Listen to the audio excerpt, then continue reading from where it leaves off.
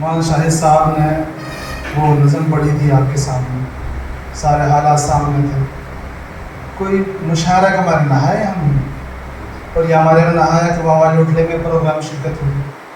آپ فکر مند ساتھی، میری اپنی ذاتی رائے یہ ہے، ہم سیاست میں آگے بڑھنا چاہتے ہیں تو علماء کو گاؤں کا سرپنچ لاؤ، علماء کو ودھائک لاؤ، علماء کو آگے بڑھاؤ.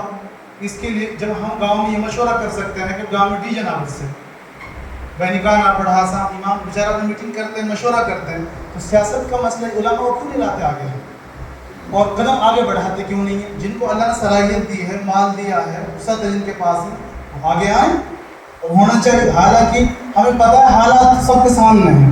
میری اپنی ذاتی رائے یہ ہے علماء کو اس میں آگے آنا چاہیے.